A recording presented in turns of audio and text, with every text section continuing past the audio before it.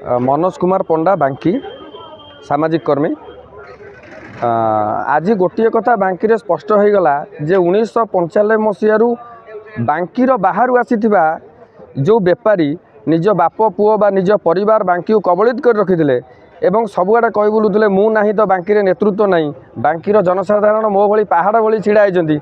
आज स्पष्ट हो गला जे से दल विरोधी कार्य करिथिबारु एवं बांकीवासी को सारा ओडिशा रे सारा भारत रे निंदित करिथिबारु आज तांको विरुद्ध रे शह शह जनता आसी एठारे रुंड हेले एकत्रित हेले एवं जणै देले जे तुम बेईमान को हमर समर्थन नाही, आमे तुम विरुद्ध रे बांकी स्वाभिमान ने छिड़ा आइजु।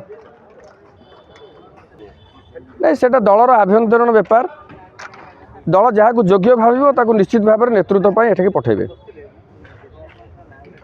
समस्त युव छात्र तिरस्कार भी करिसेंती, तेणु आगामी समय रे बांकी रे कोबड़ी भाव में संगठन सुदृढ़ हम। विजु जनता दल केमती आगो को जीव, एते वर्ष है विजु जनता दल सहित शह शह हजार हजार लक्ष लक्ष कर्मी अच्छा, तेणु से केमी आगो को दल को सुदृढ़ करेंगे से विषय आज आम अवगत करेलु। और नवीन बाबू जेहेतु आमको पठे आज सहित आम आलोचना कर ग्लासटे देव आम खाद्य थाली बाड़ी दो, यहाँ आम ओडिया घर संस्कृति। नवीन पट्टनायक आज्ञा दुई दुई थर टिकेट दे राज्य सभापति करे, तापर नवीन बाबू सहित बेईमानी आज्ञा ग्रहण कर प्रसाद खाइल आज्ञा मंग किए धर सेटा जे किए मंग धर सेटा नवीन बाबू आगामी समय विचार करेंगे। किंतु नवीन बाबू बांकीर नेता थिले, नवीन बाबू बांकीर नेता अच्छा, नवीन बाबू बांकीर नेता रही तेणु शंख चिन्ह सहित लोक थिले एवं शंख चिन्ह आगामी समय निश्चिंत भाव में ये विकास हम। आगामी समय पंचायत रे विजु जनता दल बांकी आसो साहू सहित किसी बांकीवासी शंख मैंने मीटिंग करते निर्देश भी आज रही है। आम युव सभापति छात्र सभापति आज आसी तेणु आगामी समय नवीन पट्टनायक डिसाइड करेंगे किए नेतृत्व ने। डॉक्टर अरुण कुमार साहू जड़े वरिष्ठ नेतृत्व जहाँकर अभिज्ञता रही, तेणु जहाँ को आगामी समय नवीन पट्टनायक दायित्व देवे से निश्चिंत बांकी आसे। विजु जनता दलर ही ये भोट अच्छी, तांकर साहस नहीं से कही परिबे ना विजु जनता दल ना हूँ, कारण तांको पछरे थिबा लोकंकर समर्थन हटिजीव से ही डर से कहते विजु जनता दल सहित अच्छे। जब विजु जनता दल सहित अच्छा आज कहीं विजु जनता दल शंखवन मीटिंग जाई नथिले, आज कहीं विजु बाबू को जितेबाला दल तरफ विजु बाबू प्रतिमूर्ति माल्यार्पण कराला से कहीं नथिले आज्ञा ताले नवीन विजु जनता दल तो सभापति नवीन पट्टनायक समस्त डिसीजन को से केमती विरोध में जाऊँच। आज्ञा विजु जनता दल भोट अच्छी और से विजु जनता दल कहते, अदरवाइज से जानी से कौ दल में अच्छा से जानी कौन पर से दल को जाइए। देखो आज कटक जिलार बांकी निर्वाचन मंडली में विजु जनता दल तरफ विजु बाबूंकर श्राद्ध दिवस आज पालित होती।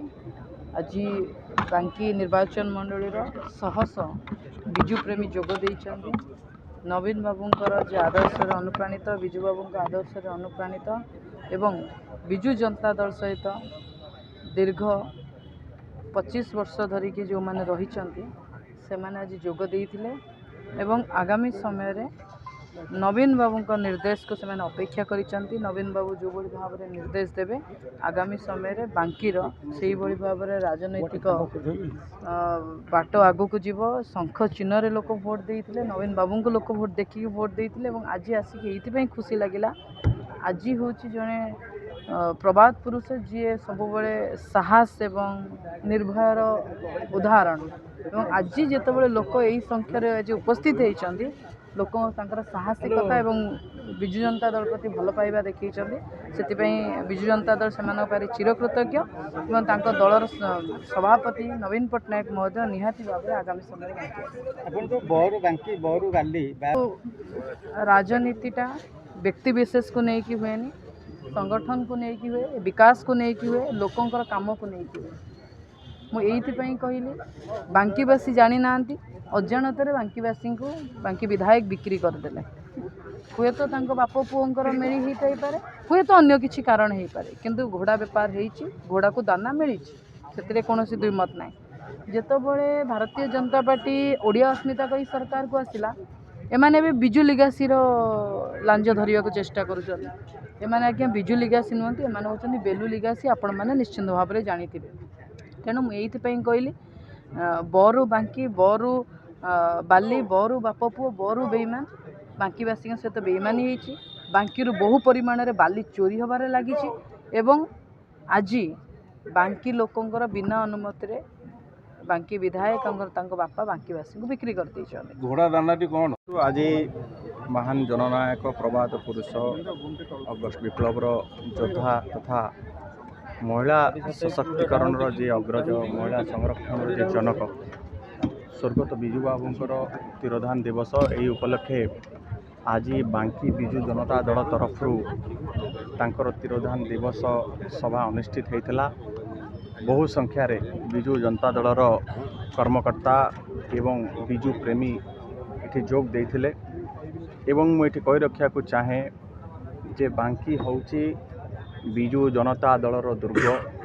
ଏ ମାଟି ହେଉଛି ବିଜୁ ପଟ୍ଟନାୟକଙ୍କର ମାଟି ଏବଂ ଯେଉଁଭଳି ଭାବରେ କିଛି ଦିନ ତଳେ ରାଜ୍ୟସଭା ନିର୍ବାଚନରେ ଏଠି ଯିଏ ବିଜୁ ଜନତା ଦଳରୁ ଶଙ୍ଖ ଚିହ୍ନରେ ନିର୍ବାଚିତ ହୋଇକି ଯାଇଥିଲେ, ସମ୍ବିଧାନର ନିୟମକୁ ଉଲ୍ଲଂଘନ କରି ଦଳର ଯିଏ ଅଧିପତି ତାଙ୍କ ନିଷ୍ପତ୍ତି ବିରୁଦ୍ଧରେ ଯାଇ ଯେଉଁଭଳି ଭାବରେ ନିଜକୁ ବିକ୍ରି କରିଦେଇଥିଲେ, ବାଙ୍କିବାସୀ ଯେଉଁମାନେ ଶଙ୍ଖ ଚିହ୍ନରେ ଭୋଟ ଦେଇଥିଲେ ସମସ୍ତେ ଅତ୍ୟନ୍ତ ମର୍ମାହତ ଦୁଃଖିତ ଥିଲେ ଏବଂ ନବୀନ ବାବୁ ମଧ୍ୟ ସ୍ପଷ୍ଟ ଭାବରେ କହିଥିଲେ ଯେ ଆଗାମୀ ଦିନରେ ମୁଁ ସଠିକ୍ ନିଷ୍ପତ୍ତି ନେବି ଏବଂ ସେଠିକି ନେତୃତ୍ୱଙ୍କୁ ମୁଁ ପଠାଇବି, ବାଙ୍କିର ଦାୟିତ୍ୱ ମୁଁ ନେବି। ସେହି କ୍ରମରେ ଆଜି ନବୀନ ବାବୁଙ୍କ ନିର୍ଦ୍ଦେଶ କ୍ରମେ ବିଜୁ ଯୁବ ଜନତା ଦଳର ସଭାପତି ରୂପେ ଏବଂ ବିଜୁ ଛାତ୍ର ଜନତା ଦଳର ସଭାନେତ୍ରୀ ଆମେ ଆସିଥିଲୁ, ଲୋକଙ୍କ ସାଙ୍ଗରେ ଭେଟିଲୁ, ଲୋକଙ୍କ ସାଙ୍ଗରେ ଆଲୋଚନା କଲୁ।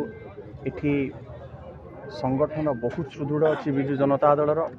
ଏଠି ଲୋକ ଗୋଟିଏ କଥା କହୁଛନ୍ତି, ଏଠି କେବଳ ବିଜୁ ଜନତା ଦଳ ନବୀନ ବାବୁଙ୍କର ଭୋଟ ବ୍ୟାଙ୍କ ଅଛି ଏବଂ ଆଜି ଯେଉଁ ଗୁରୁତ୍ୱପୂର୍ଣ୍ଣ କଥା ନବୀନ ବାବୁ କହିଛନ୍ତି, ପର୍ଦ୍ଦାଫାଶ କରିଦେଇଛନ୍ତି ଯେ ଯେଉଁ କିଛି ଲୋକ ଥାଆନ୍ତି ସେମାନେ ବିଶ୍ୱାସଘାତକତା କରିବା ପାଇଁକି ଭଲ ପାଆନ୍ତି, କିନ୍ତୁ ସେମାନେ ଯେତେ ମୁଖା ପିନ୍ଧିଲେ ମଧ୍ୟ ସେ ପାପ ଦୀର୍ଘ ଦିନ ପର୍ଯ୍ୟନ୍ତ ଲୁଚିକି ରହିପାରିବ ନାହିଁ। ଆଜି ସେମାନଙ୍କର ମୁଖା ଖୋଲି ଯାଇଛି, ବିଭିନ୍ନ କଥା କହୁଥିଲେ କିନ୍ତୁ ସେମାନେ ଧରା ପଡ଼ିଯାଇଛନ୍ତି। ଲୋକଙ୍କ ଦ୍ୱାରା ଆଗାମୀ ଦିନରେ ସେମାନେ ଭୋଟ ନିର୍ବାଚନରେ ସେମାନେ ପ୍ରତ୍ୟାଖ୍ୟାତ ହେବେ ଏବଂ ଖୁବ୍ ଶୀଘ୍ର ନବୀନ ବାବୁ ବାଙ୍କିକୁ ନୂତନ ନେତୃତ୍ୱ ଦେବେ, ଯିଏ ବାଙ୍କିର ତୃଣମୂଳ ସ୍ତରରେ ସଂଗଠନ କରିବ ଏବଂ ବାଙ୍କିବାସୀଙ୍କର ସମୃଦ୍ଧି ଏବଂ ବାଙ୍କିର ବିକାଶ ପାଇଁ ଅହର୍ନିଶି କାମ କରିବ, ସେଭଳିଆ ନେତୃତ୍ୱ ଦେବାକୁ ଯାଉଛନ୍ତି। ବିଜୁ ବାବୁଙ୍କ ଆଦର୍ଶ ଏବଂ